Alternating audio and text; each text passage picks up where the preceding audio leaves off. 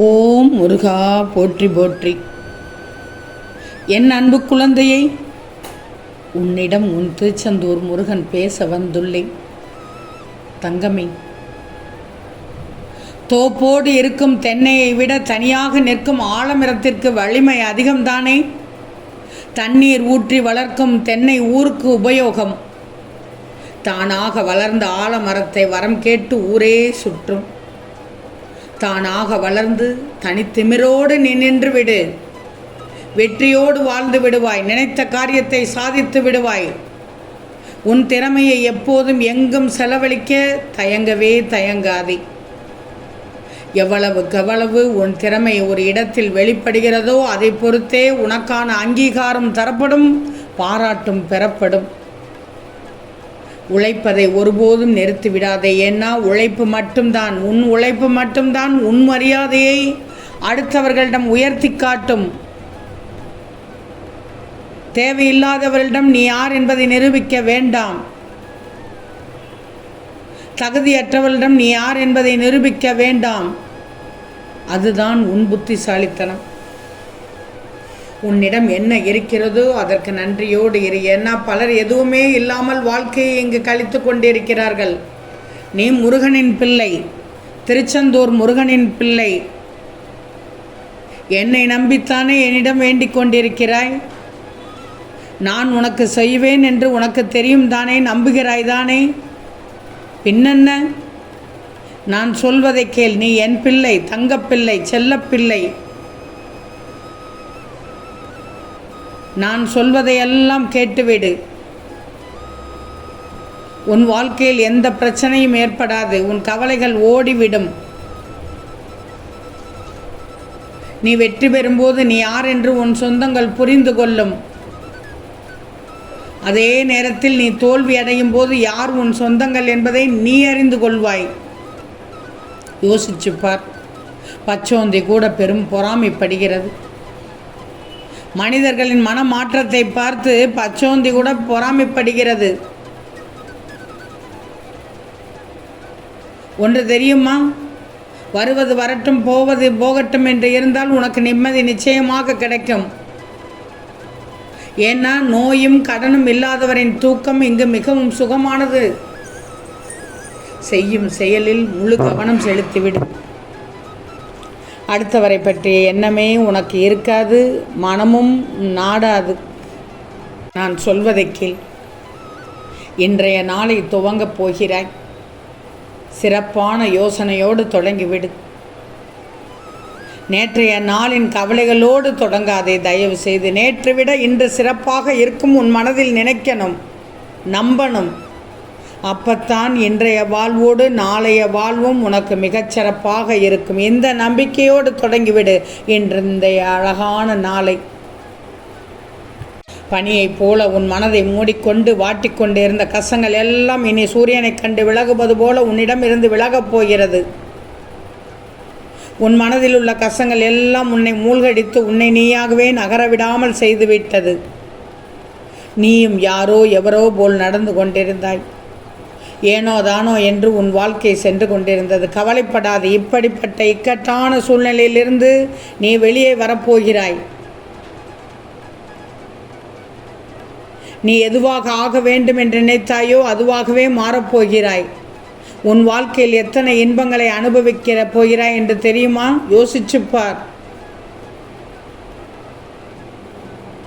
சூரியன் பிரகாசம் வந்து பனித்துளிகள் எல்லாம் கரைந்து ஒளி பொருந்திய கதிர்களால் பனித்துளிகளை எல்லாம் கரைத்து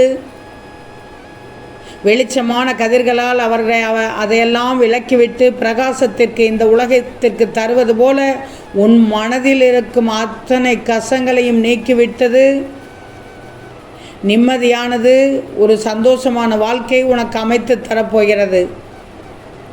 அப்படிப்பட்ட சூழ்நிலையை உன் திருச்செந்தூர் முருகன் தரப்போகிறேன். சந்தோஷம் தானே?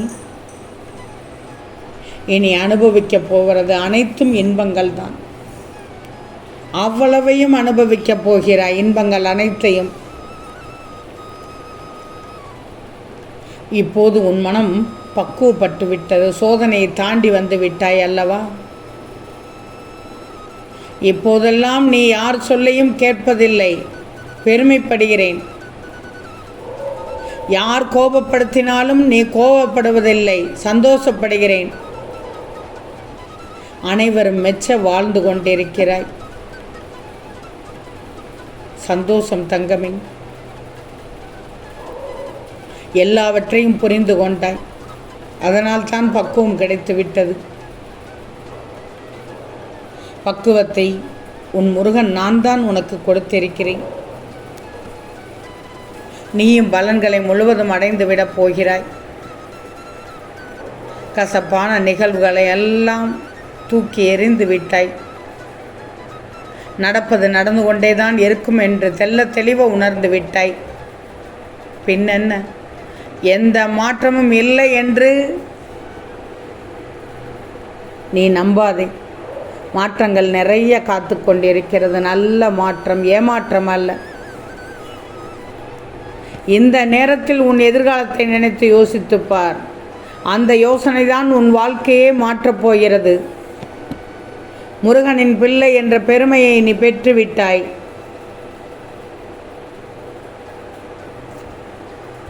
உன் சுற்றத்தினுடைய வார்த்தைகளில் மயக்கம் கொள்ளாமல் இரு. உன் வீட்டில் மங்கள செய்தி கேட்க ஏற்பாடு பண்ணிவிட்டேன். விளக்கேற்ற உன் வீட்டில் ஓர் உறவு வரப்போகிறது. மகிழ்ச்சியாக இருப்பாய். உனக்கு நல்லது மட்டுமே நடக்கும். இன்னும் சில நாட்களில் அழகான பயணமாக செய்ய போகிறாய். கண்கலங்காது, என் மனம் வலிக்கிறது. உனக்கு ஒரு ஆபத்து என்றால் இந்த முருகன் எங்கிருந்தாலும் ஓடி வந்து விடுவேன்.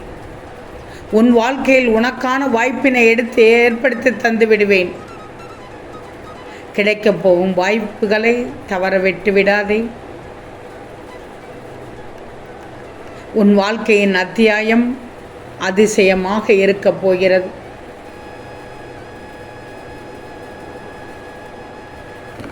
ஒன்று மட்டும் நல்லா தெரிஞ்சுக்கோ, வாழ்க்கையில் ஏற்படும் பிரச்சனைகளுக்கு உடனடியாக தீர்வு வேண்டுமென்றால் நீ ஒரு சில விஷயங்களை மறந்துதான் ஆக வேண்டும். மறந்துவிடு, தப்பே இல்லை. உனக்குள் இருக்கும் திறமையை குறைத்து மதிப்பிட்டு உன் மூளைக்குள் ஏற்படுத்திய குழப்பத்தை நீ எடுத்துவிடு. இல்லைன்னா உனக்குள் இருக்கும் அபாரமான திறமை காணாமலேயே போய்விடும். சவால்களும் தடைகளும் பல வந்தாலும் குறிக்கோளை அடைவதில் மட்டுமே நீ உறுதியாக இருக்கணும். உன்னுள் எதையும் எளிதாக எடுத்துக்கொள்ளும் தன்மை இருந்தால் தடைகளை எதிர்கொண்டு விடுவாய். அதிர்ஷ்டம் வந்தாலும் வராவிட்டாலும் துரதிர்ஷ்டத்தை தாங்கிக் கொள்ளக்கூடிய துணிச்சலினால் எதையும் சாதித்து விடலாம். காயங்கள் இன்றி காலம் எதையும் கற்றுக் கொடுப்பதில்லை. தாயம் விழுந்தால் தானே ஆடவே ஆரம்பிக்க முடியும். காயம் பட்டால் தானே நீ வாழவே ஆரம்பிக்க முடியும். இலக்கு ஒன்றை மட்டும் நினைவில் வச்சு எழுந்து உன் வேலையை பார். வழியில் இருக்கும் கருங்கல்லும் கரைந்து வழிவிட்டுவிடும். நீ முருகனின் பிள்ளை. தளராதே, தோற்று போக மாட்டாய். தோற்க விடமாட்டேன். நம்பிக்கையை கைவிடாதே, தன்னம்பிக்கையை கைவிடாதே. நீ சிந்தும் கண்ணீரை துடைத்துவிட்டு முயற்சியை மட்டும் கைவிடாமல் அடுத்த முயற்சியில் இறங்கி தோற்றாலும் தொடர்வோம் என்று துணிந்து நெல். தோல்வி கூட தோற்று போகும். முயற்சிகளை போடு, முடிவின்றி போடு. வெற்றிகள் உனக்கு காத்து கொண்டிருக்கிறது. ஓம் முருகா போற்றி போற்றி.